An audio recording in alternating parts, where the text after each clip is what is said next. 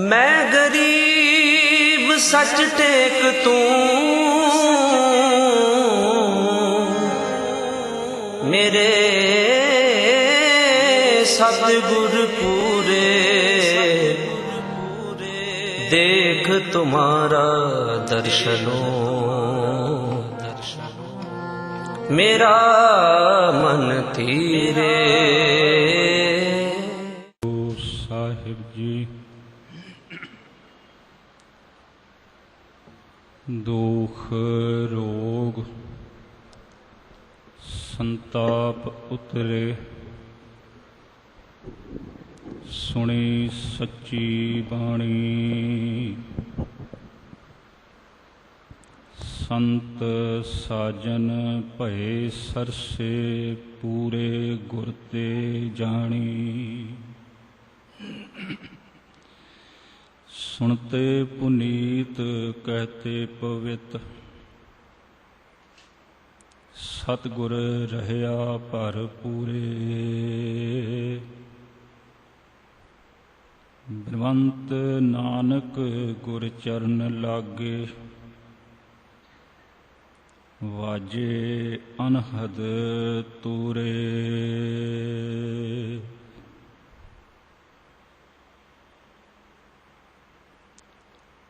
परम सन्मानयोग सतगुरु दी साजी नवाजी, गुरु सवारी, गुरु प्यारी, गुरु रूप, गुरु खालसा साध संगत जी, साहिब जी दी अपार बख्शिश मेहरामत हजूर दी नदरे अनायत सदका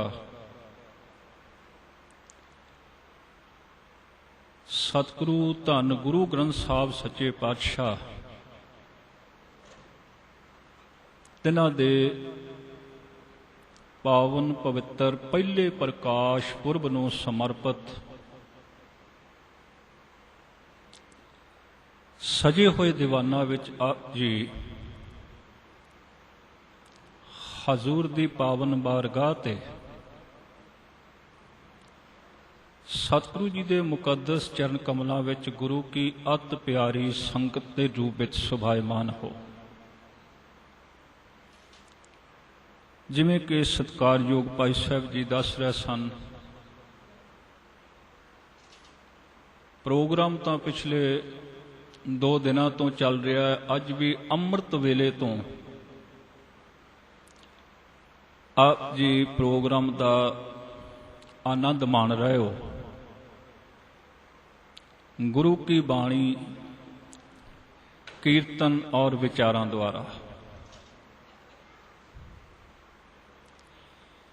अज दे दिहाड़े की जो इतिहासक महत्ता है, आपां ने कुछ समा ये विचारां साझियां करनियां ने सतगुरु जी की दिती हुई मत बुद्ध अनुसार और गुरमत सिद्धांतां की, गुरमत फिलोसफी की रोशनी अंदर विचारां की प्रारंभता करां। इस तो पहला बहुत ही निमरता सहित आप सारिਆਂ ते आस रख के बेनती करदा हाँ, गुरफतेह नाल सांझ पाओ। अदब अते सत्कार पूर्वक सारे आखो जी वाहिगुरु जी का खालसा, वाहिगुरु जी की फतेह। जदों असीं ये दिहाड़ा मनाउंदे आ ना, ते सुभावक साडे अंदर कुछ प्रश्न पैदा होंदे ने, सवाल पैदा होंदे ने। भाई गुरु ग्रंथ साहिब सच्चे पातशाह की बीड़ की संपादना करन की जरूरत क्यों पई? धर्म ग्रंथ तो पहला भी बहुत सन और बाणी का गायन भी हुंदा सी, बाणी का पाठ भी किया जाता सी। फिर गुरु ग्रंथ साहिब सच्चे पातशाह की बीड़ बन्नण की जरूरत क्यों पई? दूसरा प्रश्न यह है ਵੀ ਇਹਦੇ ਵਿੱਚ ਜਿਸ ਜਿਸ ਮਹਾਂਪੁਰਖ ਦੀ ਬਾਣੀ ਹੈ, ਗੁਰੂ ਸਾਹਿਬਾਨ ਤੋਂ ਕਈ ਸਦੀਆਂ ਪਹਿਲਾਂ ਉਹ ਹੋਏ ਨੇ। ਉਹ ਬਾਣੀ ਕਿਵੇਂ ਪ੍ਰਾਪਤ ਹੋਈ? ਇਹ ਕੁਝ ਸਵਾਲ ਨੇ ਸਾਡੇ ਅੰਦਰ ਜਿਹੜੇ ਸ਼ੰਕੇ ਵੀ ਪੈਦਾ ਕਰਦੇ ਨੇ, ਔਰ ਵਿਰੋਧੀਆਂ ਨੇ ਸਾਡੇ ਅੰਦਰ ਇਹ ਸ਼ੰਕੇ ਉਤਪੰਨ ਕੀਤੇ ਨੇ, ਬਣਾਏ ਨੇ। ਤੇ ਫਿਰ ਬੀੜ ਸਾਹਿਬ ਦੀ ਸੰਪਾਦਨਾ ਕਿਵੇਂ ਹੋਈ? ਕਿਉਂਕਿ ਸਮਾਂ ਬਹੁਤ ਸੀਮਤ ਹੁੰਦਾ। ਰਾਤ ਵੀ ਦਾਸ ਨੇ ਬੇਨਤੀ ਕੀਤੀ ਸੀ, ਜਦੋਂ ਆਪਾਂ ਗੁਰੂ ਦੀ ਗੱਲ ਕਰਨ ਲੱਗੀਏ ਨਾ, ਤੇ ਗੁਰੂ ਦੀ ਗੱਲ ਕਰਨ ਵਾਸਤੇ ਤਾਂ ਇੱਕ ਜੀਵਨ ਵੀ ਥੋੜਾ ਹੁੰਦਾ ਹੈ। ਸਮੇਂ ਦੀ ਸੀਮਾ ਵਿੱਚ ਬੱਝ ਕੇ ਕੋਈ ਵੀ ਗੁਰੂ ਦੀ ਗੱਲ ਸੰਪੂਰਨ ਨਹੀਂ ਕੀਤੀ ਜਾ ਸਕਦੀ। ਫਿਰ ਵੀ ਜਿੰਨੀ ਕੋ ਮਾਲਕ ਤੌਫੀਕ ਬਖਸ਼ੇ, ਸਮਰੱਥਾ ਬਖਸ਼ੇ, ਸਤਿਗੁਰੂ ਗੁਰੂ ਅਰਜਨ ਦੇਵ ਸਾਹਿਬ ਸੱਚੇ ਪਾਤਸ਼ਾਹ ਦੇ ਮਨ ਵਿੱਚ ਵਿਚਾਰ ਆਈ। ਇੱਥੇ ਇੱਕ ਬੇਨਤੀ ਮੈਂ ਜ਼ਰੂਰ ਕਰਨੀ ਚਾਹਾਂਗਾ, ਬਈ ਸਾਹਿਬ ਜੀ ਦੇ ਜੀਵਨ ਵਿੱਚ, ਕਿਸੇ ਵੀ ਗੁਰੂ ਸਾਹਿਬ ਦੇ ਜੀਵਨ ਵਿੱਚ ਜੋ ਕੁਝ ਵੀ ਹੋਇਆ ਹੈ ਉਹ ਅਕਸਮਾਤ ਨਹੀਂ ਹੋਇਆ, ਸਡਨਲੀ ਨਹੀਂ ਹੋਇਆ। ਜੋ ਕੁਝ ਵੀ ਹੋਇਆ ਹੈ, ਜੋ ਕੁਝ ਵੀ ਉਹਨਾਂ ਨੇ ਆਪਣੀ ਜ਼ਿੰਦਗੀ ਵਿੱਚ ਕੀਤਾ ਹੈ, ਉਹ ਸਾਰਾ ਪ੍ਰੀ ਪਲਾਨਡ ਪ੍ਰੋਗਰਾਮ ਸੀ। ਕਈ ਵਾਰ ਇਹ ਵੀ ਭੁਲੇਖਾ ਪਾਇਆ ਜਾਂਦਾ ਹੈ ਸਾਡੇ ਅੰਦਰ ਵੀ ਗੁਰੂ ਨਾਨਕ ਸੱਚੇ ਪਾਤਸ਼ਾਹ ਦਾ ਮਿਸ਼ਨ ਹੋਰ ਸੀ ਤੇ ਗੁਰੂ ਗੋਬਿੰਦ ਸਿੰਘ ਮਹਾਰਾਜ ਦਾ ਮਿਸ਼ਨ ਹੋਰ ਸੀ। ਉਹਨਾਂ ਦੀ ਵਿਚਾਰਧਾਰਾ ਹੋਰ ਸੀ ਤੇ ਉਹਨਾਂ ਦੀ ਵਿਚਾਰਧਾਰਾ ਹੋਰ ਸੀ। ਜਦੋਂ ਗੁਰੂ ਗ੍ਰੰਥ ਸਾਹਿਬ ਸੱਚੇ ਪਾਤਸ਼ਾਹ ਨੂੰ ਆਪਾਂ ਪੜ੍ਹਦੇ ਹਾਂ, ਜਦੋਂ ਆਪਣੀ ਜ਼ਬਾਨੀ ਇਹ ਗੱਲ ਕਹਿੰਦੇ ਆ ਵੀ ਗੁਰੂ ਗ੍ਰੰਥ ਸਾਹਿਬ ਸੱਚਾ ਪਾਤਸ਼ਾਹ 10 ਪਾਤਸ਼ਾਹੀਆਂ ਦੀ ਜੋਤ ਹੈ, ਤੇ ਫਿਰ ਗੁਰੂ ਗੋਬਿੰਦ ਸਿੰਘ ਮਹਾਰਾਜ ਨੂੰ ਵੱਖਰੇ ਕਿਵੇਂ ਕਰ ਸਕਦੇ ਹਾਂ ਅਸੀਂ? ਤੇ ਗੁਰੂ ਗ੍ਰੰਥ ਸਾਹਿਬ ਮਹਾਰਾਜ ਨੂੰ ਜਦੋਂ ਪੜ੍ਹਦੇ ਹਾਂ, ਗੁਰੂ ਗ੍ਰੰਥ ਸਾਹਿਬ ਸੱਚੇ ਪਾਤਸ਼ਾਹ ਸਾਨੂੰ ਗਿਆਨ ਦਿੰਦੇ ਨੇ ਵੀ ਜੋਤ ਓਹਾ, ਜੁਗਤ ਸਾਏ। ਉਹ ਦਾ ਅਰਥ ਵੀ ਉਹੋ ਹੀ ਜੋਤ ਸੀ ਜਿਹੜੀ ਜੋਤ ਗੁਰੂ ਨਾਨਕ ਸਾਹਿਬ ਸੱਚੇ ਪਾਤਸ਼ਾਹ ਵਿੱਚ ਸੀ। ਬਾਕੀ ਪਾਤਸ਼ਾਹੀਆਂ ਵਿੱਚ ਵੀ ਜੋਤ ਉਹੋ ਹੀ ਸੀ। ਹੁਣ ਸਵਾਲ ਪੈਦਾ ਹੁੰਦਾ ਹੈ, ਗੁਰੂ ਨਾਨਕ ਮਹਾਰਾਜ ਵਿੱਚ ਜੋਤ ਕਿਹੜੀ ਸੀ? ਦਾਸ ਨੇ ਪਹਿਲੇ ਦਿਨ ਇਹ ਵਿਚਾਰ ਆਪ ਜੀ ਦੇ ਸਾਹਮਣੇ ਰੱਖੀ ਸੀ, ਬਈ ਗੁਰੂ ਗ੍ਰੰਥ ਸਾਹਿਬ ਸੱਚਾ ਪਾਤਸ਼ਾਹ ਸਿੱਖ ਦਾ ਰੱਬ ਹੈ। ਇਹਦੇ ਤੋਂ ਬਿਨਾਂ ਸਿੱਖ ਦਾ, ਹਾਂ, ਬਾਕੀ ਲੋਕ ਜਿਸ ਜਿਸ ਨੂੰ ਵੀ ਰੱਬ ਮੰਨ ਕੇ ਪੂਜਦੇ ਨੇ ਉਹਨਾਂ ਨੂੰ ਮੁਬਾਰਕ ਹੈ, ਲੇਕਿਨ ਸਿੱਖ ਵਾਸਤੇ ਕੇਵਲ ਗੁਰੂ ਦੀ ਬਾਣੀ ਹੀ ਪੂਜਣਯੋਗ ਹੈ। ਇਹਨੇ ਕੇਵਲ ਗੁਰੂ ਦੀ ਹੀ ਪੂਜਾ ਕਰਨੀ ਹੈ।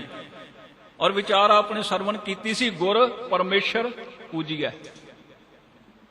ਗੁਰੂ ਹੀ ਪਰਮੇਸ਼ਰ ਹੈ, ਇਹਨੂੰ ਪਰਮੇਸ਼ਰ ਜਾਣ ਕੇ ਪੂਜਣਾ, ਅਸੀਂ ਇਹਦੀ ਪੂਜਾ ਕਰਨੀ ਹੈ। ਤੇ ਉਹ ਜੋਤ ਕਿਹੜੀ ਜੋਤ ਸੀ? ਕਹਿੰਦੇ ਜਦੋਂ ਇਹ ਗੁਰੂ ਗ੍ਰੰਥ ਸਾਹਿਬ ਵਿੱਚੋਂ ਹੀ ਵਿਚਾਰ ਆਪਾਂ ਲੈ ਰਹੇ ਹਾਂ, ਪਰਮੇਸ਼ਰ ਦੇ ਮਨ ਦੇ ਵਿੱਚ ਖਿਆਲ ਬਣਿਆ ਵੀ ਮੈਂ ਸੰਸਾਰ ਵਿੱਚ ਆਉਣਾ ਹੈ, ਤੇ ਸੰਸਾਰ ਵਿੱਚ ਆਉਣ ਵਾਸਤੇ ਪਰਮੇਸ਼ਰ ਨੇ ਖੁਦ ਇੱਕ ਕਾਨੂੰਨ ਬਣਾਇਆ ਹੈ। ਸੰਸਾਰ ਵਿੱਚ ਆਉਣ ਵਾਸਤੇ ਸਰੀਰ ਦੀ ਜ਼ਰੂਰਤ ਹੁੰਦੀ ਹੈ, ਸਰੀਰ ਤੋਂ ਬਿਨਾਂ ਸੰਸਾਰ ਵਿੱਚ ਨਹੀਂ ਆਇਆ ਜਾ ਸਕਦਾ। ਗਵਾਹੀ ਮਿਲਦੀ ਹੈ ਗੁਰੂ ਗ੍ਰੰਥ ਸਾਹਿਬ ਦੀ ਬਾਣੀ ਤੋਂ, ਬਈ ਗੁਰ ਸੇਵਾ ਤੇ ਭਗਤ ਕਮਾਈ, ਤਬ ਇਹ ਮਾਨਸ ਦੇਹੀ ਪਾਈ, ਇਸ ਦੇਹੀ ਕੋ ਸਿਮਰੈ ਦੇਵ। ਦੇਵਤਿਆਂ ਕੋਲੇ ਸਰੀਰ ਨਹੀਂ ਹੈ, ਜਿਨ੍ਹਾਂ ਕੋਲ ਸਰੀਰ ਹੀ ਨਹੀਂ ਅਸੀਂ ਉਹਨਾਂ ਦੀ ਪੂਜਾ ਪਾ ਕਰਦੇ ਹਾਂ। ਜਿਨ੍ਹਾਂ ਕੋਲ ਸਰੀਰ ਨਹੀਂ ਉਹ ਸਰੀਰ ਦੀ ਪੂਜਾ ਕਰਦੇ ਨੇ। ਪਰਮੇਸ਼ਰ ਦੇ ਚਰਨਾਂ ਵਿੱਚ ਬੇਨਤੀ ਕਰ ਰਹੇ ਨੇ, ਪਰਮੇਸ਼ਰ ਸਾਨੂੰ ਸਰੀਰ ਦਿਓ ਤਾਂ ਕਿ ਅਸੀਂ ਸਰੀਰ ਦੁਆਰਾ ਸਤ ਸੰਗਤ ਵਿੱਚ ਜਾ ਸਕੀਏ। ਹੁਣ ਜਿਹਦੇ ਕੋਲ ਸਰੀਰ ਹੀ ਨਹੀਂ, ਸਤ ਸੰਗਤ ਵਿੱਚ ਕਿੱਥੋਂ ਆਵੇਗਾ? ਜਿਹਦੇ ਕੋਲ ਸਰੀਰ ਹੀ ਨਹੀਂ ਉਹ ਭਗਤੀ ਕਿੱਥੋਂ ਕਰੇਗਾ? ਜਿਹਦੇ ਕੋਲ ਸਰੀਰ ਹੀ ਨਹੀਂ ਗੁਰੂ ਦੀ ਗੱਲ ਕਿੱਥੋਂ ਸੁਣੇਗਾ? ਇਸ ਦੇਹੀ ਕੋ ਸਿਮਰੈ ਦੇਵ। ਤੇ ਸਾਹਿਬ ਆਖਣ ਲੱਗੇ, ਤੂੰ ਖੁਸ਼ਕਿਸਮਤ ਹੈ ਸੋ ਦੇਹੀ, ਤੈਨੂੰ ਮਾਲਕ ਨੇ ਉਹ ਦੇਹੀ ਦਿੱਤੀ, ਉਹ ਸਰੀਰ ਦਿੱਤਾ ਹੈ ਜਿਸ ਸਰੀਰ ਦੀ ਪ੍ਰਾਪਤੀ ਵਾਸਤੇ ਦੇਵਤੇ ਅਰਦਾਸਾਂ ਕਰਦੇ ਪਏ ਨੇ। ਤੂੰ ਖੁਸ਼ਬਖਤ ਹੈ, ਮਾਲਕ ਨੇ ਤੈਨੂੰ ਇਹ ਸਰੀਰ ਦਿੱਤਾ ਹੈ। ਸੋ ਦੇਹੀ, ਇਸ ਦੇਹੀ ਦੁਆਰਾ ਭਜ ਹਰ ਕੀ ਸੇਵ। ਤੂੰ ਪ੍ਰਭੂ ਪਰਮਾਤਮਾ ਦੀ ਸੇਵਾ ਭਗਤੀ ਕਰ ਜੇ ਤੈਨੂੰ ਮਾਲਕ ਨੇ ਸਰੀਰ ਦਿੱਤਾ ਹੈ। ਤੇ ਇਹ ਗੱਲ ਭੁੱਲਣ ਵਾਲੀ ਨਹੀਂ, ਸਦੀ ਵੀ ਯਾਦ ਰੱਖਣ ਵਾਲੀ ਹੈ। ਯਾਦ ਰੱਖੀ, ਭਜੋ ਗੋਬਿੰਦ ਭੂਲ ਮਤ ਜਾਹੁ ਮਾਨਸ ਜਨਮ ਕਾ ਇਹੀ ਲਾਭ। ਇਸ ਵਾਸਤੇ ਮਿਲਿਆ ਤੈਨੂੰ ਇਹ ਸਰੀਰ। ਖੈਰ, ਪਰਮੇਸ਼ਰ ਨੇ ਇੱਕ ਕਾਨੂੰਨ ਬਣਾ ਦਿੱਤਾ ਹੈ, ਸੰਸਾਰ ਵਿੱਚ ਆਉਣ ਵਾਸਤੇ ਸਰੀਰ ਚਾਹੀਦਾ ਹੈ। ਤੇ ਪਰਮੇਸ਼ਰ ਦੇ ਮਨ ਵਿੱਚ ਆਈ ਵੀ ਮੈਂ ਸੰਸਾਰ ਵਿੱਚ ਜਾਣਾ ਹੈ, ਫਿਰ ਸਰੀਰ ਤਾਂ ਚਾਹੀਦਾ ਸੀ ਨਾ। ਇੱਕ ਗੱਲ ਦਾ ਧਿਆਨ ਰੱਖਿਆ ਜੇ, ਪਰਮਾਤਮਾ ਨੇ ਜਿਹੜਾ ਕਾਨੂੰਨ ਸੰਸਾਰ ਵਾਸਤੇ ਬਣਾਇਆ ਹੈ ਨਾ, ਉਹ ਖੁਦ ਵੀ ਉਸੇ ਕਾਨੂੰਨ ਦੇ ਵਿੱਚ ਬੱਧਾ ਹੋਇਆ। ਤੇ ਜਦੋਂ ਐਸੀ ਵਿਚਾਰ ਮਨ ਦੇ ਵਿੱਚ ਆਈ, ਫਿਰ ਇੱਕ ਸਰੀਰ ਨੂੰ ਚੁਣਿਆ ਹੈ ਪਰਮ ਪਿਤਾ ਪਰਮੇਸ਼ਰ ਨੇ। ਉਸ ਸਰੀਰ ਨੂੰ ਚੁਣ ਉਹਦੇ ਵਿੱਚ ਆਪਣੀ ਜੋਤ ਟਿਕਾਈ ਤੇ ਉਸ ਸਰੀਰ ਦਾ ਨਾਮ ਕੀ ਰੱਖਿਆ ਹੈ। ਗੁਰੂ ਗ੍ਰੰਥ ਸਾਹਿਬ ਨੂੰ ਪੁੱਛਿਆ ਜਦੋਂ, ਤੇ ਗੁਰੂ ਗ੍ਰੰਥ ਸਾਹਿਬ ਮਹਾਰਾਜ ਨੇ ਫਿਰ ਉੱਤਰ ਦਿੱਤਾ ਵੀ ਉਸ ਸਰੀਰ ਦਾ ਨਾਮ ਕੀ ਰੱਖਿਆ ਸੀ ਪਰਮਾਤਮਾ ਨੇ, ਜਿਹਦੇ ਵਿੱਚ ਆਪਣੀ ਜੋਤ ਟਿਕਾਈ। ਜਿਸ ਸਰੀਰ ਦੁਆਰਾ ਸੰਸਾਰ ਵਿੱਚ ਪਰਮ ਪਿਤਾ ਪਰਮੇਸ਼ਰ ਆਇਆ ਹੈ, ਜੋਤ ਰੂਪ ਹਰ ਆਪ। ਕਿਉਂਕਿ ਪਰਮਾਤਮਾ ਦਾ ਕੋਈ ਸਰੂਪ ਨਹੀਂ, ਕੋਈ ਸਰੀਰ ਨਹੀਂ, ਕੋਈ ਚੱਕਰ ਨਹੀਂ, ਕੋਈ ਚੇਨ ਨਹੀਂ, ਉਹ ਤਾਂ ਨਿਰਾ ਜੋਤ ਹੈ ਨਾ। ਉਹ ਜੋਤ ਜਿਸ ਸਰੀਰ ਦੇ ਵਿੱਚ ਟਿਕੀ, ਪਰਮਾਤਮਾ ਨੇ ਆਪਣੀ ਜੋਤ ਜਿਸ ਸਰੀਰ ਦੇ ਵਿੱਚ ਟਿਕਾਈ, ਤੇ ਉਸ ਸਰੀਰ ਦਾ ਨਾਮ ਕੀ ਅਖਵਾਇਆ, ਉਹਨੇ ਕੀ ਨਾਮ ਰੱਖਿਆ, ਸੰਸਾਰ ਕੋਲੋਂ ਕੀ ਅਖਵਾਇਆ ਹੈ, ਜੋਤ ਰੂਪ ਹਰ ਆਪ ਗੁਰੂ ਨਾਨਕ ਕਹਾਇਓ। ਪਰਮਾਤਮਾ ਨੇ ਉਸ ਸਰੀਰ ਨੂੰ ਗੁਰੂ ਨਾਨਕ ਅਖਵਾਇਆ, ਜਿਹਦੇ ਵਿੱਚ ਆਪਣੀ ਜੋਤ ਰੱਖੀ। ਇਹਦਾ ਭਾਵ ਗੁਰੂ ਨਾਨਕ ਪਰਮੇਸ਼ਰ ਦਾ ਰੂਪ ਸਨ। ਤੇ ਭਾਈ ਲਹਿਣੇ ਨੇ ਗੁਰੂ ਨਾਨਕ ਸਾਹਿਬ ਸੱਚੇ ਪਾਤਸ਼ਾਹ ਦੀ ਸੇਵਾ ਕੀਤੀ, ਭਗਤੀ ਕੀਤੀ, ਚਰਨ ਪਰਸੇ। ਗੁਰੂ ਨਾਨਕ ਮਹਾਰਾਜ ਨੇ ਉਹ ਜੋਤ ਭਾਈ ਲਹਿਣੇ ਦੇ ਸਰੀਰ ਵਿੱਚ ਟਿਕਾ ਦਿੱਤੀ, ਤੇ ਭਾਈ ਲਹਿਣੇ ਨੂੰ ਧੰਨ ਗੁਰੂ ਅੰਗਦ ਸਾਹਿਬ ਸੱਚਾ ਪਾਤਸ਼ਾਹ ਬਣਾ ਦਿੱਤਾ। ਜੋਤ 오ਹਾ। ਇਸੇ ਤਰ੍ਹਾਂ ਬਿਰਧ ਬਾਬੇ ਸ਼੍ਰੀ ਅਮਰਦਾਸ ਜੀ ਨੇ ਉਮਰ ਦਾ ਤਕਾਜ਼ਾ ਨਾ ਵੇਖਦਿਆਂ ਹੋਇਆਂ ਧੰਨ ਗੁਰੂ ਅੰਗਦ ਸਾਹਿਬ ਸੱਚੇ ਪਾਤਸ਼ਾਹ ਦੇ ਦਰ ਦੀ ਮਹਾਨ ਸੇਵਾ ਕੀਤੀ। ਗੁਰੂ ਅੰਗਦ ਸਾਹਿਬ ਸੱਚੇ ਪਾਤਸ਼ਾਹ ਨੇ ਕਿਰਪਾ ਕੀਤੀ। ਉਹੀ ਜੋਤ ਬਾਬੇ ਅਮਰਦਾਸ ਦੇ ਅੰਦਰ ਟਿਕਾ ਕੇ ਧੰਨ ਗੁਰੂ ਅਮਰਦਾਸ ਸੱਚਾ ਪਾਤਸ਼ਾਹ ਬਣਾ ਦਿੱਤਾ। ਜੋਤ ओहा। ਹੁਣ ਅਗਲੇ ਬਚਨ ਨੇ ਜੁਗਤ ਸਾਏ।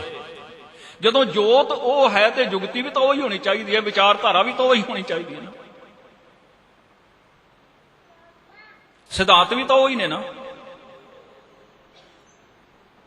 ਜਿਹੜੇ ਸਿਧਾਂਤ, ਜਿਹੜੀ ਵਿਚਾਰਧਾਰਾ, ਜਿਹੜੀ ਜੀਵਨ ਜੁਗਤ ਗੁਰੂ ਨਾਨਕ ਸੱਚੇ ਪਾਤਸ਼ਾਹ ਦੀ, ਗੁਰੂ ਗੋਬਿੰਦ ਸਿੰਘ ਮਹਾਰਾਜ ਦੀ ਵੀ ਉਹੀ ਹੈ, ਕੋਈ ਤਬਦੀਲੀ ਨਹੀਂ ਹੈ।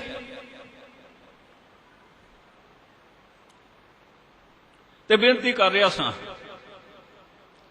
ਬਈ ਗੁਰੂ ਅਰਜਨ ਦੇਵ ਮਹਾਰਾਜ ਮਨ ਦੇ ਵਿੱਚ ਸੰਕਲਪ ਕੀਤਾ, ਵਿਚਾਰ ਬਣਾਈ ਗ੍ਰੰਥ ਸਾਹਿਬ ਦੀ ਸੰਪਾਦਨਾ ਦੀ। ਤੇ ਬਣਾਈ ਪਤਾ ਕਿਉਂ? ਜੈਸੇ ਹਾਲਾਤ ਅੱਜ ਦੇ ਨੇ, ਇਹੋ ਜਿਹੇ ਹਾਲਾਤ ਉਦੋਂ ਵੀ ਬਣ ਗਏ ਸਨ। ਤੇ ਜੇ ਮੈਂ ਕਹਿ ਦਿਆਂ ਅੱਜ ਦੇ ਹਾਲਾਤ ਉਦੋਂ ਦੇ ਹਾਲਾਤਾਂ ਤੋਂ ਜ਼ਿਆਦਾ ਵੱਧਤਰ ਨੇ, ਤੇ ਮੈਨੂੰ ਖਿਮਾ ਕਰਿਆ ਜੇ ਸ਼ਾਇਦ ਅਤਕਥਨੀ ਨਹੀਂ ਹੋਵੇਗੀ। ਉਦੋਂ ਤੇ ਇੱਕ ਦੋ ਵਿਅਕਤੀ ਹੀ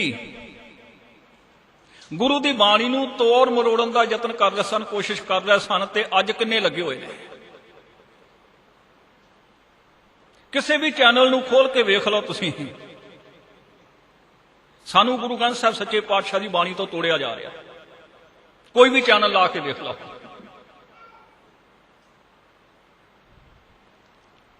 ਗੁਰੂ ਦੀ ਬਾਣੀ ਤੋਂ ਸਾਨੂੰ ਤੋੜਿਆ ਜਾ ਰਿਹਾ ਹੈ, ਕਿਉਂਕਿ ਉਹ ਲੋਕ ਜਾਣਦੇ ਨੇ ਸਿੱਖ ਦਾ ਜੀਵਨ ਕੇਵਲ ਗੁਰੂ ਦੀ ਬਾਣੀ ਤੇ ਹੀ ਨਿਰਭਰ ਕਰਦਾ ਹੈ। ਸਿੱਖ ਦੀ ਜ਼ਿੰਦਗੀ ਦਾ ਆਧਾਰ ਕੇਵਲ ਗੁਰੂ ਦੀ ਬਾਣੀ ਹੀ ਹੈ। ਇਸ ਵਾਸਤੇ ਕੋਸ਼ਿਸ਼ ਹੋ ਰਹੀ ਹੈ, ਉਦੋਂ ਵੀ ਕੋਸ਼ਿਸ਼ ਹੋਈ। ਹਾਂ, ਇੰਨਾ ਜ਼ਰੂਰ ਹੈ, ਅੱਜ ਦਾ ਇਹ ਅਖੌਤੀ ਪਖੰਡੀ, ਖਿਮਾ ਕਰਦੇ ਹਜੇ, ਨਾਨਕ ਪਦ ਵਰਤੋਂ ਤੇ ਗੁਰੇਜ਼ ਕਰਦਾ ਹੈ, ਕਿਉਂਕਿ ਮਨ ਵਿੱਚ ਡਰ ਬਹੁਤ ਹੈ। ਪਰ ਉਸ ਸਮੇਂ ਆਪਣੇ ਆਪਣੇ ਗੀਤ ਲਿਖ ਕੇ ਥੱਲੇ ਨਾਨਕ ਪਦ ਵੀ ਅੰਕਿਤ ਕੀਤਾ ਜਾ ਰਿਹਾ ਸੀ। ਤੇ ਇਹ ਵੀ ਇਤਿਹਾਸ ਵਿੱਚ ਲਿਖਿਆ ਮਿਲਦਾ ਹੈ। ਬਈ ਧੰਨ ਗੁਰੂ ਅਰਜਨ ਦੇਵ ਸਾਹਿਬ ਸੱਚੇ ਪਾਤਸ਼ਾਹ ਨੇ ਕੀਰਤਨੀਆਂ ਦੇ ਕੋਲੋਂ ਇੱਕ ਪੰਕਤੀ ਅਜਿਹੀ ਸੁਣੀ ਜਿਹੜੀ ਪੰਕਤੀ ਗੁਰਬਾਣੀ ਦੀ ਪੰਕਤੀ ਨਹੀਂ ਸੀ, ਔਰ ਉਹਦੇ ਵਿੱਚ ਨਾਨਕ ਪਦ ਵੀ ਅੰਕਿਤ ਕੀਤਾ ਹੋਇਆ ਸੀ। ਹੁਣ ਜਿਨ੍ਹਾਂ ਨੂੰ ਤੇ ਬਾਣੀ ਦੀ ਸਮਝ ਹੈ, ਬਾਣੀ ਦੀ ਨੌਲੇਜ, ਬਾਣੀ ਦਾ ਗਿਆਨ ਹੈ, ਉਹਨਾਂ ਨੂੰ ਤੇ ਪਤਾ ਲੱਗ ਜਾਵੇਗਾ। ਅਸੀਂ ਵੇਖਦੇ ਹਾਂ ਜਿਹੜੇ ਸਾਨੂੰ ਤੋੜਨ ਦੀ ਕੋਸ਼ਿਸ਼ ਕਰ ਰਹੇ ਨੇ ਨਾ, ਉਹਨਾਂ ਨੇ ਸੰਗਤਾਂ ਪਤਾ ਕਿਹੜੀਆਂ ਇਕੱਠੀਆਂ ਕੀਤੀਆਂ ਹੁੰਦੀਆਂ ਨੇ, ਜਿਨ੍ਹਾਂ ਨੂੰ ਬਾਣੀ ਦਾ ਗਿਆਨ ਹੀ ਕੋਈ ਨਹੀਂ, ਮੈਨੂੰ ਖਿਮਾ ਕਰਿਆ ਜੀ। ਉਹ ਸੰਗਤਾਂ ਹੁੰਦੀਆਂ ਨੇ ਉਹਨਾਂ ਦੀਆਂ, ਔਰ ਉਹ ਸੰਗਤਾਂ ਨਾਲ ਲੈ ਕੇ ਆਉਂਦੇ ਨੇ, ਜਿੱਥੇ ਵੀ ਜਾਂਦੇ ਨੇ ਆਪਣੀਆਂ ਸੰਗਤਾਂ ਨਾਲ ਲੈ ਕੇ ਆਉਂਦੇ ਨੇ ਉਹ, ਤੇ ਲੋਕਾਂ ਨੂੰ ਦੱਸਣਾ ਚਾਹੁੰਦੇ ਨੇ ਵੀ ਅਸੀਂ ਇੰਨਾ ਇਕੱਠ ਕਰ ਸਕਦੇ ਹਾਂ। ਇਕੱਠ ਆਪਣਾ ਹੀ ਹੁੰਦਾ ਉਹਨਾਂ ਦਾ। ਤੇ ਸਾਹਿਬ ਜੀ ਨੇ ਫਿਰ ਉਸ ਵੇਲੇ ਭਾਈ ਗੁਰਦਾਸ ਜੀ ਨੂੰ ਸੱਦਿਆ ਤੇ ਆਪਣੀ ਇਹ ਮਨ ਦੀ ਵਿਚਾਰ ਦੱਸੀ, ਜੋ ਸੰਕਲਪ ਲਿਆ ਸੀ ਉਹ ਦੱਸਿਆ। ਇੱਕ ਬਹੁਤ ਸੁੰਦਰ ਅਸਥਾਨ ਜਿਸ ਦੀ ਰਚਨਾ ਕੀਤੀ ਸ਼੍ਰੀ ਰਾਮਸਰ, ਪਹਿਲਾਂ ਉੱਥੇ ਸਰੋਵਰ ਬਣਵਾਇਆ, ਬਹੁਤ ਸੁੰਦਰ ਰੁੱਖਾਂ ਦੀ ਉੱਥੇ ਛਾਂ, ਰਮਣੀਕ ਅਸਥਾਨ, ਤੇ ਦੋ ਵਿਅਕਤੀਆਂ ਦੀ ਵਿਸ਼ੇਸ਼ ਤੌਰ ਤੇ ਉੱਥੇ ਜ਼ਿੰਮੇਵਾਰੀ ਡਿਊਟੀ ਲਗਾਈ ਗਈ, ਭਾਈ ਸਾਹਿਬ ਭਾਈ ਗੁਰਦਾਸ ਜੀ ਤੇ ਭਾਈ ਸਾਹਿਬ ਭਾਈ ਬੰਨੋ ਜੀ। ਬਾਬਾ ਬੁੱਢਾ ਸਾਹਿਬ ਨੂੰ ਸਤਿਗੁਰੂ ਜੀ ਨੇ ਸੰਦੇਸ਼ਾ ਭੇਜਿਆ, ਆਪਣੇ ਮਨ ਦਾ ਸੰਕਲਪ ਦੱਸਿਆ, ਤੇ ਨਾਲ ਇਹ ਵੀ ਆਖਿਆ ਵੀ ਬਾਬਾ ਜੀ ਤੁਸੀਂ ਸੱਚਖੰਡ ਸ੍ਰੀ ਹਰਿਮੰਦਰ ਸਾਹਿਬ ਵਿਖੇ ਸੰਗਤਾਂ ਦੀ ਸੰਭਾਲ ਕਰਨੀ ਹੈ, ਤੇ ਇੱਥੇ ਅਸੀਂ ਇਹ ਡਿਊਟੀ ਨਿਭਾਉਣੀ ਹੈ। ਭਾਈ ਗੁਰਦਾਸ ਜੀ ਇਹਨਾਂ ਨੂੰ ਲਿਖਣ ਵਾਸਤੇ ਲਿਖਾਰੀ ਨਿਸ਼ਚਿਤ ਕੀਤਾ ਗਿਆ। ਹੁਣ ਮੈਂ ਬੇਨਤੀ ਕਰ ਰਿਹਾ ਸੀ ਵੀ ਇਹ ਬਾਣੀ ਸਾਰੀ ਗੁਰੂ ਨਾਨਕ ਸਾਹਿਬ ਸੱਚੇ ਪਾਤਸ਼ਾਹ ਤੋਂ ਲੈ ਕੇ ਗੁਰੂ ਅਰਜਨ ਸਾਹਿਬ ਸੱਚੇ ਪਾਤਸ਼ਾਹ ਤੱਕ, ਔਰ ਜਿੰਨੀ ਭਗਤਾਂ ਦੀ ਮਹਾਂਪੁਰਖਾਂ ਦੀ, ਇਹ ਗੁਰੂ ਅਰਜਨ ਸਾਹਿਬ ਸੱਚੇ ਪਾਤਸ਼ਾਹ ਕੋਲ ਕਿਵੇਂ ਪਹੁੰਚੀ। ਇੱਥੇ ਵੀ ਬੜੇ ਮੁਗਾਲਤੇ ਸਾਡੇ ਅੰਦਰ ਪੈਦਾ ਕੀਤੇ ਜਾ ਚੁੱਕੇ ਨੇ ਔਰ ਕੀਤੇ ਜਾ ਰਹੇ ਨੇ। ਸੱਚ ਤਾਂ ਇਹ ਹੈ ਬਈ ਗੁਰੂ ਨਾਨਕ ਸੱਚੇ ਪਾਤਸ਼ਾਹ ਜਦੋਂ ਭਾਈ ਮਰਦਾਨਾ ਜੀ ਨੂੰ ਵਿਸ਼ੇਸ਼ ਤੌਰ ਤੇ ਆਪਣੇ ਸੋਹਣੇ ਮੁਖਾਰਬਿੰਦ ਤੋਂ ਇਹ ਬਚਨ ਕਰਦੇ ਸਨ ਵੀ ਮਰਦਾਨਿਆਂ, ਇਹ ਰਬਾਬ ਦੀਆਂ ਤਰਬਾਂ ਛੇੜ, ਬਾਣੀ ਆਈ ਹੈ, ਬਾਣੀ ਆਈ ਹੈ। ਸ਼ਬਦਾਂ ਵੱਲ ਧਿਆਨ ਦਿਆ ਜੇ। ਇਹ ਨਹੀਂ ਆਖਿਆ ਵੀ ਮੈਂ ਬਾਣੀ ਉਚਾਰਨ ਕਰਨ ਲੱਗਾ। ਆਈ ਦਾ ਅਰਥ ਹੈ ਵੀ ਇਹ ਦਰਗਾਹੀ ਬਾਣੀ ਹੈ, ਧੁਰ ਕੀ ਬਾਣੀ ਹੈ, ਬਾਣੀ ਆਈ ਹੈ, ਧੁਰ ਕੀ ਬਾਣੀ ਆਈ, ਇਹ ਆਈ ਹੈ। ਜੈਸੀ ਮੈਂ ਆਵੈ ਖਸਮ ਕੀ ਬਾਣੀ, ਤੈਸੜਾ ਕਰੀ ਗਿਆਨ ਵੇ ਲਾਲੋ। ਇਹ ਧੁਰ ਕੀ ਬਾਣੀ ਹੈ, ਇਹ ਸੱਚ ਕੀ ਬਾਣੀ ਹੈ, ਇਹ ਗੁਰ ਕੀ ਬਾਣੀ ਹੈ, ਇਹ ਸਾਧ ਕੀ ਬਾਣੀ ਹੈ।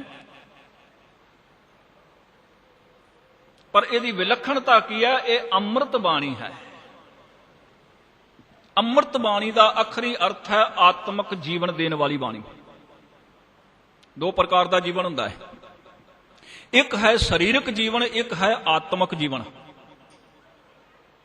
ਸਰੀਰਕ ਜੀਵਨ ਸਦੀਵੀ ਨਹੀਂ ਹੈ,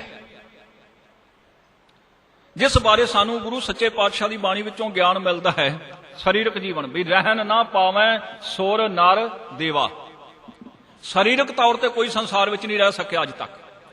ਤੇ ਦੂਸਰਾ ਜੀਵਨ ਹੈ ਆਤਮਿਕ ਜੀਵਨ, ਜਿਹਨੂੰ ਆਤਮਿਕ ਜੀਵਨ ਪ੍ਰਾਪਤ ਹੋ ਗਿਆ, ਸਰੀਰਕ ਤੌਰ ਤੇ ਮਰਨ ਤੋਂ ਬਾਅਦ ਵੀ ਉਹ ਜ਼ਿੰਦਾ ਰਹਿੰਦਾ ਹੈ।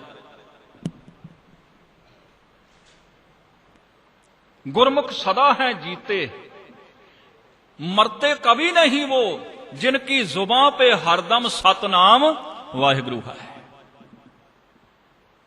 आत्मक जीवन जीण वाले। और भगत कबीर साहब ने बहुत सुंदर वचन कीते,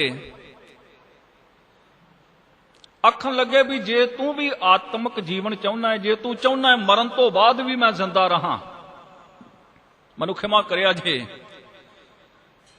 ਅਸੀਂ ਤਾਂ ਜ਼ਿੰਦਗੀ ਵਿੱਚ ਵੀ ਮੁਰਦਿਆਂ ਤੋਂ ਬਦਤਰ ਹਾਂ।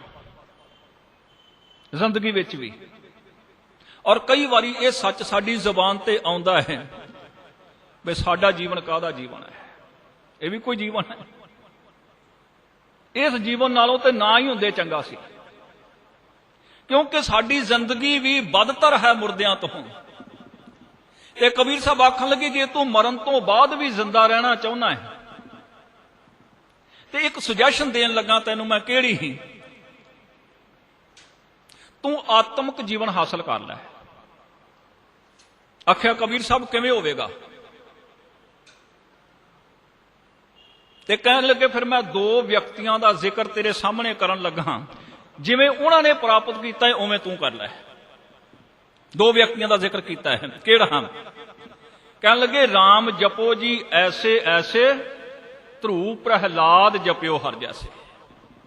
ਜੇ ਤੂੰ ਆਤਮਿਕ ਜੀਵਨ ਚਾਹੁੰਦਾ ਹੈ ਨਾ, ਜਿਵੇਂ ਧਰੂ ਨੇ ਪਰਮਾਤਮਾ ਦਾ ਨਾਮ ਜਪਿਆ, ਜਿਵੇਂ ਪ੍ਰਹਿਲਾਦ ਨੇ ਪਰਮਾਤਮਾ ਦਾ ਨਾਮ ਜਪਿਆ ਹੈ, ਬੇਵਾਕੀ ਦੇ ਨਾਲ, ਬੇਖੌਫੀ ਦੇ ਨਾਲ, ਨਿਡਰ ਹੋ ਕੇ,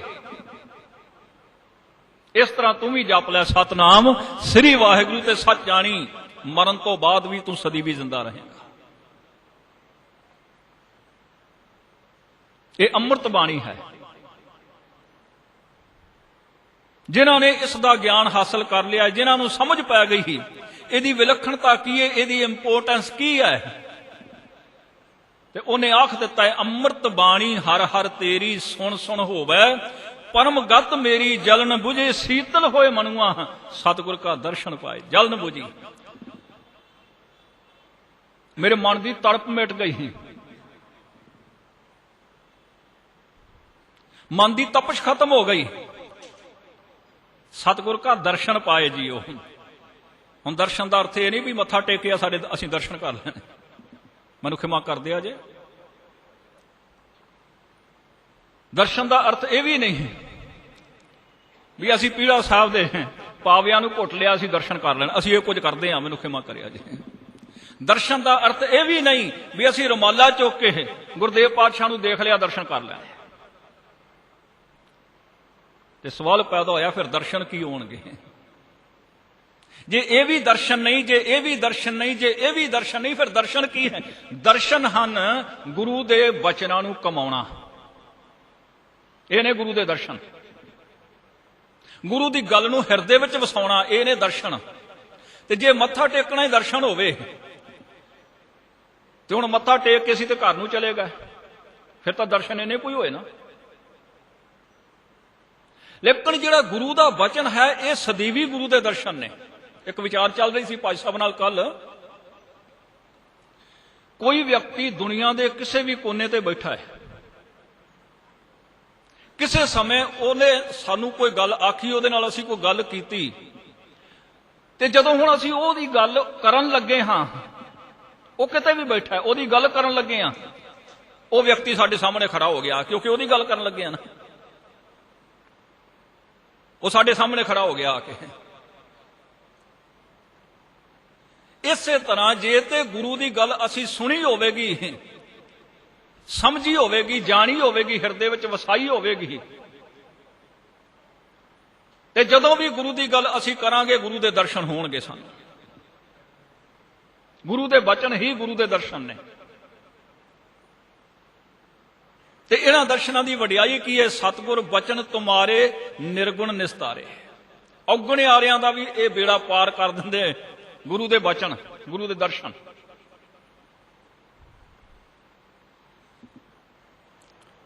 ਭਾਈ ਸਾਹਿਬ ਜੀ ਨੂੰ ਲਿਖਣ ਵਾਸਤੇ ਸਤਿਗੁਰੂ ਜੀ ਨੇ ਨਿਸ਼ਚਿਤ ਕੀਤਾ ਹੈ, ਗੁਰੂ ਨਾਨਕ ਸੱਚੇ ਪਾਤਸ਼ਾਹ ਨੇ ਜਦੋਂ ਗੁਰਗੱਦੀ ਦਿੱਤੀ ਹੈ ਨਾ, ਨਾਲ ਨਾਲ ਉਹ ਵੀ ਵਿਚਾਰ ਆਪਾਂ ਪੈਰਲ ਵਿੱਚ ਚੱਲੀ ਜਾ ਰਹੇ ਹਾਂ। ਜਦੋਂ ਗੁਰਗੱਦੀ ਦਿੱਤੀ, ਕਿਉਂਕਿ ਜਿਹੜੀ ਬਾਣੀ, ਜਦੋਂ ਕਹਿੰਦੇ ਸਨ ਨਾ ਬਾਣੀ ਆਈ ਹੈ, ਬਾਣੀ ਉਚਾਰਦੇ ਸਨ ਸਾਹਿਬ ਜੀ, ਖੁਦ ਲਿਖਦੇ ਸਨ, ਔਰ ਕਿਸੇ ਹੋਰ ਕੋਲੋਂ ਨਹੀਂ ਸਨ ਲਿਖਾਉਂਦੇ, ਖੁਦ ਲਿਖਦੇ ਸਨ।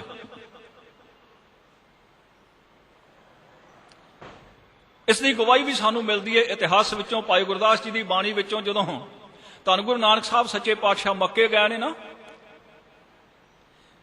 ਬਾਬਾ ਫਿਰ ਮੱਕੇ ਗਿਆ, ਨੀਲ ਬਸਤਰ ਧਾਰੇ ਬਣਵਾਰੀ, ਆਸਾ ਹੱਥ ਕਿਤਾਬ ਕੱਛ। ਹੱਥ ਵਿੱਚ ਸੋਟਾ ਫੜਿਆ ਸੀ ਤੇ ਕੱਛ ਦੇ ਵਿੱਚ ਕਿਤਾਬ। ਹੁਣ ਉਹ ਕਿਤਾਬ ਕਿਹੜੀ ਸੀ? ਉਹ ਕੋਈ ਨਾਵਲ ਤੇ ਨਹੀਂ ਸੀ ਨਾ, ਕੋਈ ਕਹਾਣੀਆਂ ਦੀ ਕਿਤਾਬ ਨਹੀਂ ਸੀ। ਉਹ ਕਿਤਾਬ ਬਾਣੀ ਵਾਲੀ ਕਿਤਾਬ ਸੀ, ਜਿਹਦੇ ਵਿੱਚ ਬਾਣੀ ਉਹ ਲਿਖਦੇ ਸਨ, ਜਿਹੜੀ ਉਚਾਰਦੇ ਸਨ। ਹੋਰ ਗਵਾਹੀ ਮਿਲੀ ਸਾਨੂੰ। ਜਦੋਂ ਉੱਥੇ ਪਹੁੰਚੇ ਤੇ ਕੌਤਕ ਜਿਹੜਾ ਵਰਤਾਇਆ ਆਪ ਸਾਰੇ ਜਾਣਦੇ ਹੋ। ਉਹ ਸਾਰੇ ਇਕੱਠੇ ਹੋ ਕੇ ਆ ਗਏ ਹੈ, ਉੱਥੋਂ ਦੇ ਕਾਜੀ, ਉੱਥੋਂ ਦੇ ਮੌਲਾਣੇ, ਤੇ ਆ ਕੇ ਇੱਕ ਸਵਾਲ ਕਰ ਦਿੱਤਾ ਹੈ। ਪੁੱਛਣ ਗੱਲ ਇਮਾਨ ਦੀ, ਕਾਜੀ ਮੁੱਲਾ ਇਕੱਠੇ ਹੋਈ, ਵੱਡਾ ਸਾਂਗ ਵਰਤਾਇਆ, ਲੱਖ ਨਾ ਸਕੈ ਕੁਦਰਤ ਕੋਈ, ਪੁੱਛਣ ਫੋਲ ਕਿਤਾਬ ਨੂੰ। ਫਿਰ ਕਿਤਾਬ ਸ਼ਬਦ ਹੈ। ਪੁੱਛਿਆ ਵੀ ਇਹ ਕਿਤਾਬ ਕਿਹੜੀ? ਆਖਣ ਲੱਗੇ ਇਹਦੇ ਵਿੱਚ ਸੱਚ ਦੀ ਬਾਣੀ ਹੈ, ਤੇ ਸੱਚ ਦੀ ਬਾਣੀ ਵਾਲੀ ਕਿਤਾਬ ਖੋਲ ਕੇ ਸਾਨੂੰ ਉੱਤਰ ਦਿਓ ਸਾਡੇ ਪ੍ਰਸ਼ਨ ਦਾ। ਜੇ ਸੱਚ ਦੀ ਬਾਣੀ ਹੈ, ਜੇ ਸੱਚਮੁੱਚ ਸੱਚ ਦੀ ਬਾਣੀ ਹੈ, ਤੇ ਫਿਰ ਸਾਡੇ ਪ੍ਰਸ਼ਨ ਦਾ ਉੱਤਰ ਵੀ ਸੱਚਾ ਹੀ ਹੋਵੇਗਾ। ਫਿਰ ਸਾਨੂੰ ਉੱਤਰ ਦਿਓ। ਪੁੱਛਣ ਫੋਲ ਕਿਤਾਬ ਨੂੰ। ਕਿਹੜਾ ਪ੍ਰਸ਼ਨ ਆ? ਵੀ ਹਿੰਦੂ ਵੱਡਾ ਕਿ ਮੁਸਲਮਾਨ ਹੋਈ? ਤੇ ਬਾਬੇ ਨੇ ਆਖਿਆ ਵੀ ਇਹ ਕਿਤਾਬ ਸੱਚਮੁੱਚ ਸੱਚ ਦੀ ਬਾਣੀ ਦੀ ਕਿਤਾਬ ਹੈ, ਤੇ ਕਿਸੇ ਨਾਲ ਸੱਚ ਕਿਸੇ ਨਾਲ ਲਿਹਾਜ਼ ਨਹੀਂ ਜੇ ਕਰਦਾ। ਸੱਚ ਲਿਹਾਜ਼ ਨਹੀਂ ਕਰਦਾ ਕਿਸੇ ਨਾਲ, ਖਾਸ ਕਰਕੇ ਉਹ ਸੱਚ ਜਿਹੜਾ ਸੱਚ ਲਿਖਿਆ ਜਾ ਚੁੱਕਾ ਹੋਵੇ, ਉਹ ਲਿਹਾਜ਼ ਨਹੀਂ ਜੇ ਕਰਦਾ। ਇੱਥੇ ਥੋੜੀ ਮੈਂ ਬੇਨਤੀ ਕਰਾਂ। ਔਰੰਗਜ਼ੇਬ ਸਤਿਗੁਰੂ ਗੁਰੂ ਤੇਗ ਬਹਾਦਰ ਸਾਹਿਬ ਸੱਚੇ ਪਾਤਸ਼ਾਹ ਨੂੰ ਜਦੋਂ ਸ਼ਹੀਦ ਕਰਨ ਲੱਗਾ ਨਾ, ਤੇ ਔਰੰਗਜ਼ੇਬ ਦੀ ਲੜਕੀ ਜ਼ੇਬੁਲ ਨਿਸਾਇਸ ਦਾ ਨਾਮ, ਇਹ ਗੁਰੂ ਦੀ ਅਜ਼ਮਤ ਨੂੰ ਜਾਣਦੀ ਸੀ। ਔਰੰਗਜ਼ੇਬ ਦਾ ਆਪਣੀ ਇਸ ਲੜਕੀ ਨਾਲ ਪਿਆਰ ਵੀ ਬਹੁਤ ਸੀ, ਬੜਾ ਲਾਡ ਕਰਦਾ ਸੀ। ਇਹਦੀ ਲੜਕੀ ਨੇ ਇੱਕ ਪੱਤਰ ਲਿਖਿਆ ਔਰੰਗਜ਼ੇਬ ਨੂੰ, ਲੈਟਰ ਲਿਖਿਆ ਹੈ, ਔਰ ਉਹਦੇ ਵਿੱਚ ਪਹਿਲਾਂ ਇਹਨੇ ਇਹ ਗੱਲ ਲਿਖੀ ਵੀ ਮੈਂ ਪੱਤਰ ਕਿਉਂ ਲਿਖ ਰਹੀ ਹਾਂ, ਇੱਕੋ ਘਰ ਦੇ ਵਿੱਚ ਰਹਿੰਦੇ ਆ, ਤੂੰ ਮੇਰਾ ਬਾਪ ਹੈ, ਮੈਂ ਤੇਰੀ ਲੜਕੀ ਹਾਂ, ਬੇਟੀ ਹਾਂ, ਫਿਰ ਪੱਤਰ ਲਿਖਣ ਦਾ ਕਾਰਨ ਕੀ ਹੋਇਆ? ਜੋ ਕੁਝ ਮੈਂ ਪੱਤਰ ਵਿੱਚ ਲਿਖਣਾ ਮੈਂ ਵਬਲੀ ਵੀ ਤੈਨੂੰ ਕਹਿ ਸਕਦੀ ਹਾਂ, ਜ਼ਬਾਨੀ ਵੀ ਕਹਿ ਸਕਦੀ ਹਾਂ, ਇੱਕੋ ਘਰ ਵਿੱਚ ਰਹਿੰਦੇ, ਪੱਤਰ ਕਿਉਂ ਲਿਖ ਰਹੀਆਂ? ਤੇ ਕਾਰਨ ਦੱਸਿਆ। ਆਖਣ ਲੱਗੀ ਜ਼ੁਬਾਨ ਦੀ ਖਸਲਤ ਹੈ, ਬਹੁਤੀ ਵਾਰੀ ਵੱਡਿਆਂ ਸਾਹਮਣੇ ਸੱਚ ਕਹਿਣ ਤੋਂ ਗੁਰੇਜ਼ ਕਰ ਜਾਂਦੀ ਹੈ,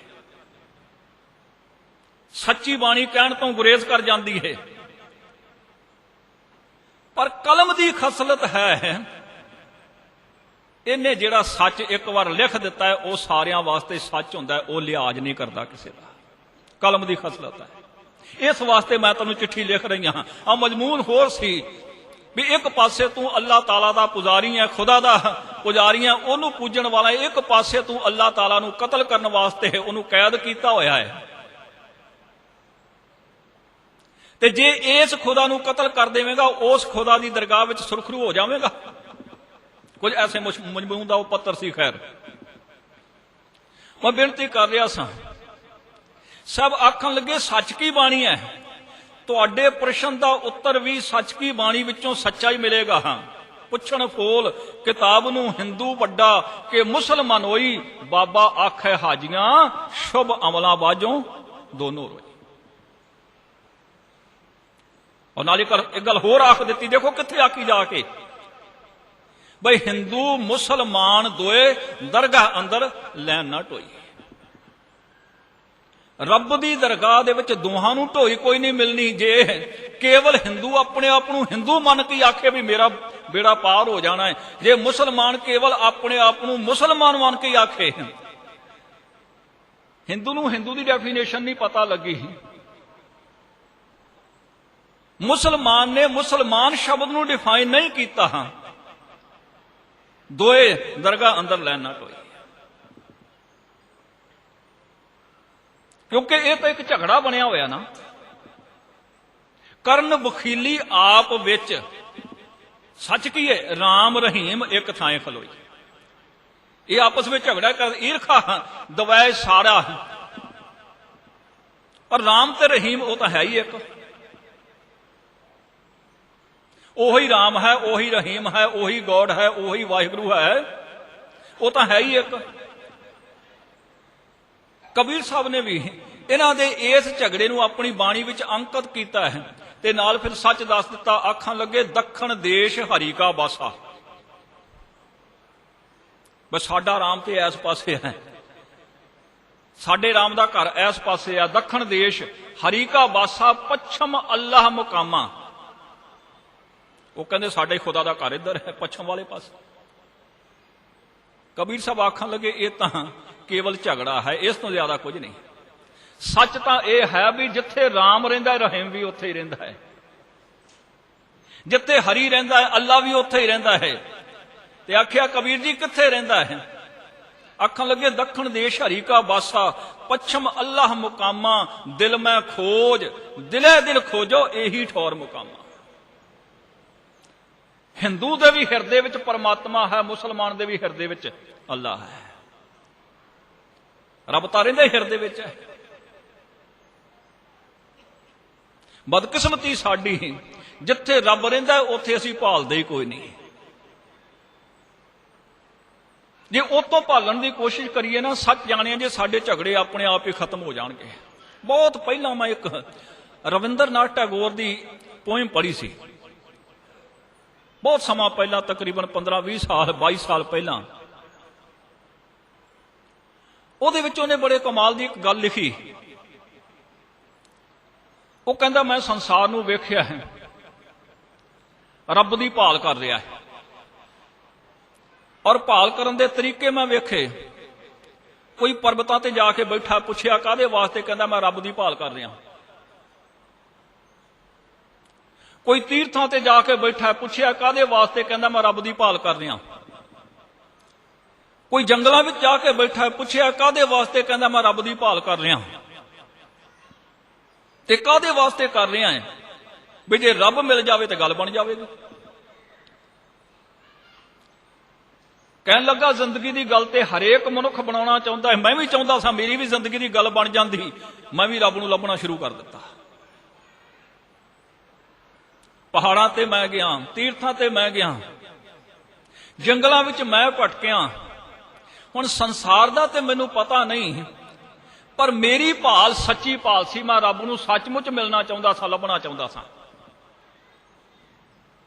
संसार दा मैनूं पता नहीं, मेरी भाल सच्ची सी।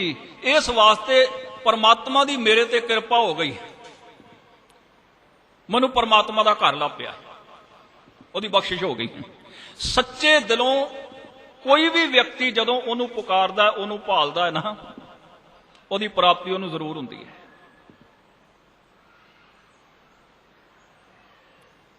आखन लगा रब का घर लभ गया है। मैं रब दे घर दे बाहर लगी हुई नेम प्लेट पढ़ लई, पौड़ियां चढ़ के ऊपर चला गया, दरवाजे की कुंडी नूं हत्थ विच फड़िया है।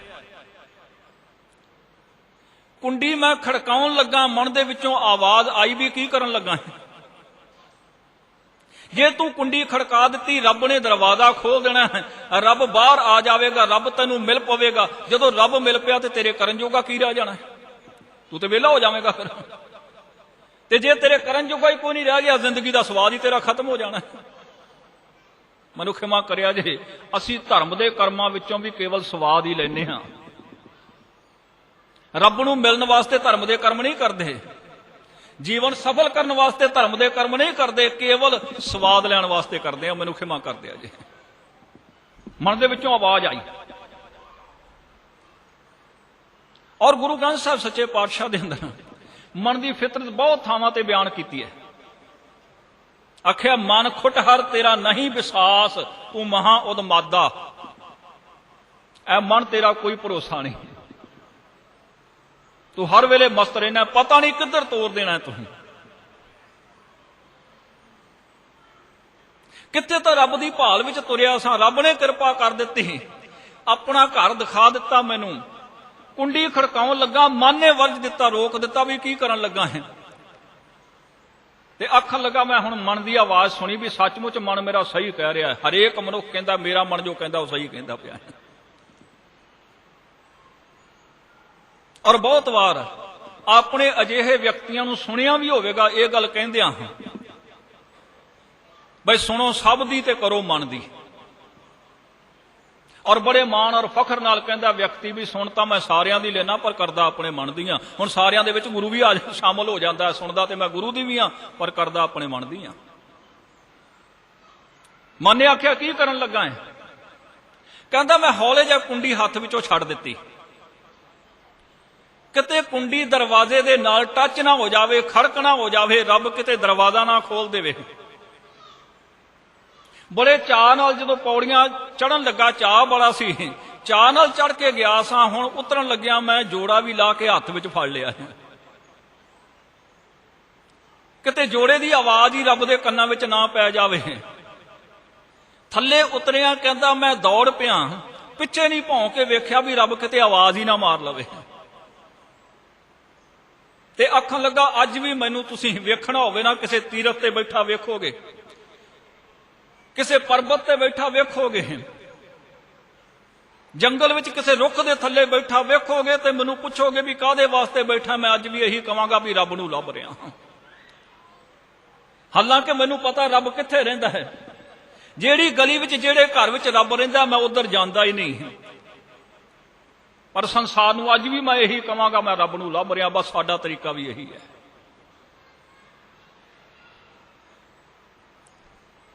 ਰੱਬ ਤਾਂ ਹਿਰਦੇ ਵਿੱਚ ਬੈਠਾ ਹੈ। ਉਹ ਜਿਹੜੀ ਸੱਚ ਕੀ ਬਾਣੀ ਵਾਲੀ ਕਿਤਾਬ ਸੀ ਨਾ, ਧੰਨ ਗੁਰੂ ਨਾਨਕ ਸਾਹਿਬ ਸੱਚੇ ਪਾਤਸ਼ਾਹ ਨੇ ਭਾਈ ਲਹਿਣੇ ਨੂੰ ਜਦੋਂ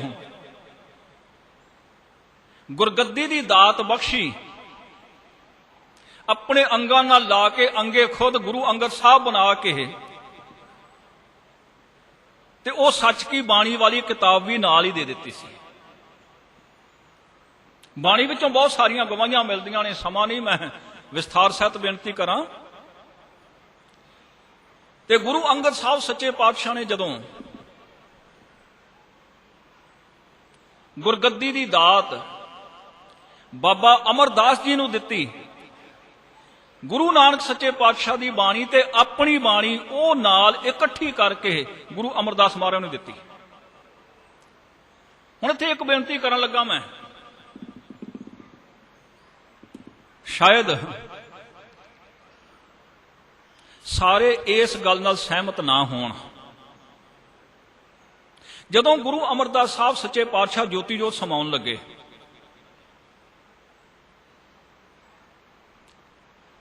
ਭਾਈ ਸੁੰਦਰ ਦੀ ਬਾਣੀ ਹੈ, ਉਹਦੇ ਵਿੱਚ ਉਹਨਾਂ ਨੇ ਲਿਖਿਆ ਹੈ ਬਈ ਗੁਰੂ ਅਮਰਦਾਸ ਮਹਾਰਾਜ ਨੇ ਗੁਰਗੱਦੀ ਦੀ ਦਾਤ ਸ਼੍ਰੀ ਰਾਮਦਾਸ ਜੀ ਨੂੰ ਦੇ ਕੇ ਧੰਨ ਗੁਰੂ ਰਾਮਦਾਸ ਸਾਹਿਬ ਸੱਚਾ ਪਾਤਸ਼ਾਹ ਬਣਾ ਦਿੱਤਾ, ਤੇ ਨਾਲ ਸਾਰਿਆਂ ਨੂੰ ਇਹ ਆਗਿਆ ਕੀਤੀ ਵੀ ਗੁਰੂ ਰਾਮਦਾਸ ਮਹਾਰਾਜ ਦੇ ਚਰਨਾਂ ਤੇ ਮੱਥਾ ਟੇਕੋ, ਉਸੇ ਤਰ੍ਹਾਂ ਜਿਵੇਂ ਮੇਰੇ ਕਦਮਾਂ ਤੇ ਟੇਕਦੇ ਸੀ, ਚਰਨਾਂ ਤੇ ਟੇਕਦੇ ਸੀ।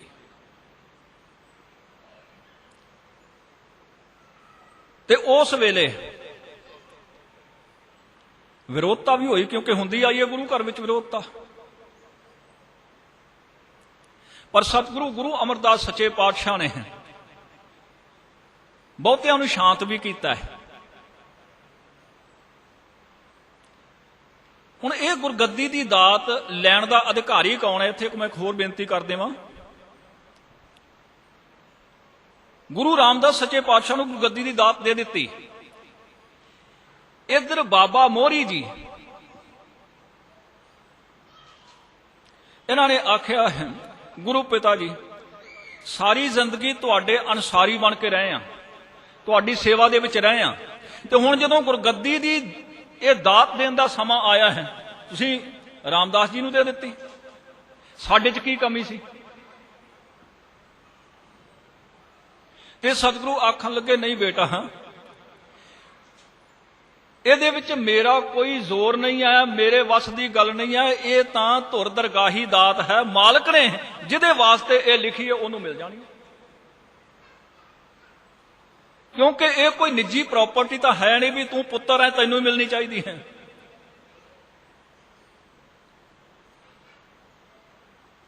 ये आखन लगे भी असी भी तुहाडे पुत्र हाँ,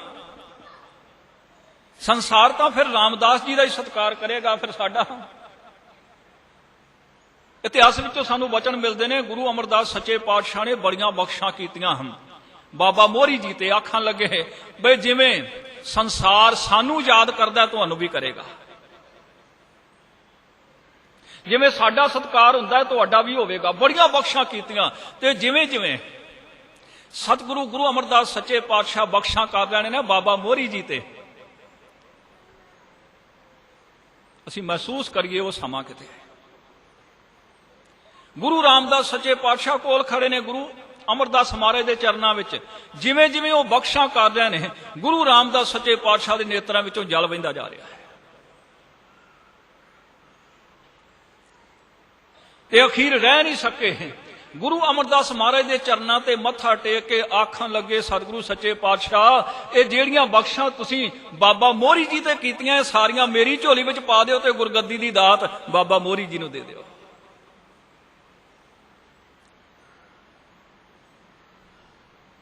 यह है जिहड़ा सच्चा अधिकारी होवे ओहदी विलक्षणता। ते गुरु अमरदास महाराज आखन लगे नहीं, ये जिहदे वास्ते दात सी उसे नूं ही मिलनी है और उसे नूं ही मिली है। बाबा मोहरी जी नूं गल समझ विच आ गई ते बाबा सुंदर जी ने फिर लिख दिता मोहरी पुत सणमुख। वो सणमुख होया फिर गुरु रामदास सच्चे पातशाह के कदमां ते मत्था टेकिया उन्हें फिर ते ओ बाणी गुरु अमरदास महाराज ने गुरु रामदास सच्चे पातशाह नूं दे दित्ती तिन्ना गुरु साहबान दी। उस तो बाद गुरु रामदास महाराज जदों ज्योति जोत समाउण लगे ने, जिथे गुरगद्दी दी दात दित्ती धन गुरु अर्जन साहब सच्चे पातशाह नूं उत्थे बाणी भी नाल दित्ती। भाव ये सारी बाणी इस तरह गुरगद्दी दे नाल नाल चलदी आई। हुण सवाल पैदा होया है भगतां दी बाणी कित्थों मिली? कई भगत कई सदियां पहलां हो चुके सन ते दस ने पहलां बेनती की है ये सारा प्री प्लैंड प्रोग्राम सी। गुरु नानक सच्चे पातशाह जानते सन भी आ कुछ होना है, क्योंकि गुरु का अर्थ ही यह है जिहड़ा बीते होए नूं भी जानदा है, जिहड़ा चल रहा नूं भी जानदा है, जिहड़ा आउण वाले समय नूं भी जानदा है। गुरु का अर्थ ही यह है। तिन्ना समियां दी सोझी रखण वाला जिहड़ा है वह गुरु है। तिन्ना समियां दा जिहदे कोल ज्ञान है वह गुरु है। ते गुरु नानक सच्चे पातशाह नूं पता सी समा आवेगा यह कुछ होना है। इस वास्ते वो जिहड़ी बाणी उचारदे सन, जिथे अपनी बाणी लिख के अपने नाल रखते सन, उत्थे जिथे जिथे भी जाते सन। और यह भी आप जी नूं पता होवे भाई संसार का सब तो ज्यादा रटन धन गुरु नानक साहब सच्चे पातशाह ने किया है। अपने 4 प्रचारक दौरियां दे विच सब तो ज्यादा यात्रा गुरु नानक सच्चे पातशाह ने की है। ये गुरु नानक साहब तो बाद दूजे नंबर ते धन गुरु तेग बहादुर साहब सच्चे पातशाह ने संसार की यात्रा की दूजे नंबर ते। इन्नी लंबी यात्रा जितों जितों महापुरखों की भगतां की बाणी मिली सतगुरु सच्चे पातशाह नाल इकट्ठी करते आए। हुण भाई गुरदास जी नूं लिखण वास्ते बिठा दिता गया है। सतगुरु सच्चे पातशाह बाणी उचार रहे हैं, भाई साहब जी लिख रहे हैं।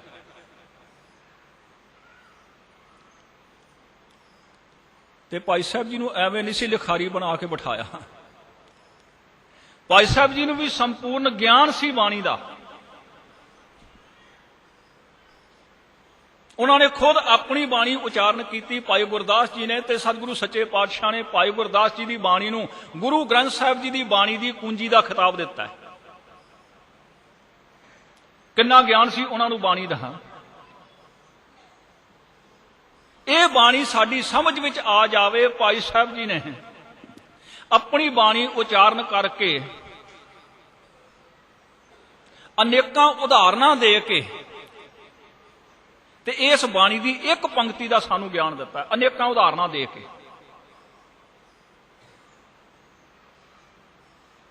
ਤੇ ਸਤਿਗੁਰੂ ਸੱਚੇ ਪਾਤਸ਼ਾਹ ਨੇ ਭਾਈ ਸਾਹਿਬ ਦੀ ਬਾਣੀ ਨੂੰ ਇਸ ਬਾਣੀ ਦੀ ਪੂੰਜੀ ਦਾ ਖਿਤਾਬ ਦਿੱਤਾ ਹੈ। ਭਾਈ ਸਾਹਿਬ ਲਿਖੀ ਜਾ ਰਹੇ ਨੇ, ਗੁਰੂ ਅਰਜਨ ਦੇਵ ਮਹਾਰਾਜ ਸੱਚੇ ਪਾਤਸ਼ਾਹ ਸਾਨੂੰ ਦੱਸਣ ਵਾਸਤੇ, ਇਹ ਨਹੀਂ ਵੀ ਭਾਈ ਸਾਹਿਬ ਤੇ ਸ਼ੱਕ ਸੀ ਉਹਨਾਂ ਨੂੰ, ਸਾਨੂੰ ਦੱਸਣ ਵਾਸਤੇ ਕਿ ਐ ਗੁਰੂ ਕੇ ਸਿੱਖ, ਜੇ ਸੱਚਮੁੱਚ ਤੂੰ ਗੁਰੂ ਨੂੰ ਸਮਰਪਿਤ ਹੈ, ਸੱਚਮੁੱਚ ਗੁਰੂ ਦੀ ਬਾਣੀ ਨੂੰ ਸਮਰਪਿਤ ਹੈ, ਕਮ ਸੇ ਕਮ ਤੈਨੂੰ ਇੰਨੀ ਕੁ ਨੌਲੇਜ ਜ਼ਰੂਰ ਹੋਣੀ ਚਾਹੀਦੀ ਹੈ ਵੀ ਇਹ ਬਾਣੀ ਗੁਰੂ ਦੀ ਬਾਣੀ ਹੈ ਕਿ ਨਹੀਂ ਹੈ, ਇਹ ਬਾਣੀ ਸੱਚੀ ਬਾਣੀ ਹੈ ਕਿ ਨਹੀਂ ਹੈ, ਜਿਹੜੀ ਤੂੰ ਸੁਣ ਰਿਹਾ, ਜਿਹੜੀ ਤੂੰ ਪੜ੍ਹ ਰਿਹਾ, ਇੰਨਾ ਕੁ ਗਿਆਨ ਤੈਨੂੰ ਜ਼ਰੂਰ ਹੋਣਾ ਚਾਹੀਦਾ ਜੇ ਤੂੰ ਗੁਰੂ ਨੂੰ ਸਮਰਪਿਤ ਹੈ। ਇਹ ਸਾਡੇ ਵਾਸਤੇ ਸਾਹਿਬ ਜੀ ਨੇ ਬਾਣੀ ਤੋਂ ਬਾਹਰ ਕੋਈ ਪੰਕਤੀ ਪੜ੍ਹ ਦੇਣੀ। ਭਾਈ ਸਾਹਿਬ ਜੀ ਲਿਖੋ, ਕਹਿੰਦੇ ਹਨ ਗੁਰੂ ਨੇ ਸਾਨੂੰ ਸਾਰਿਆਂ ਨੂੰ ਰਾਗੀ ਬਣਾਇਆ ਹੈ, ਸਭ ਨੂੰ ਗੁਰਬਾਣੀ ਗਾਇਨ ਅਤੇ ਸੁਣਨ ਦਾ ਬਲ ਦਿੱਤਾ ਹੈ।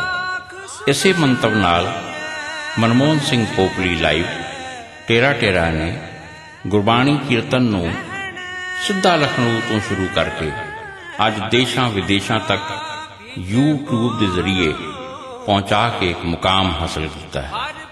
ਗੁਰੂ ਇਹਨਾਂ ਦੀ ਗੁਰਬਾਣੀ ਪ੍ਰਚਾਰ ਪ੍ਰਸਾਰ ਨੂੰ ਬਲ ਬਖਸ਼ੇ ਤੇ ਸੇਵਾ ਕਰਦਿਆਂ ਗੁਰੂ ਦੀਆਂ ਖੁਸ਼ੀਆਂ ਪ੍ਰਾਪਤ ਕਰਦੇ ਰਹਿਣ। ਵਾਹਿਗੁਰੂ ਜੀ ਕਾ ਖਾਲਸਾ, ਵਾਹਿਗੁਰੂ ਜੀ ਕੀ ਫਤਿਹ।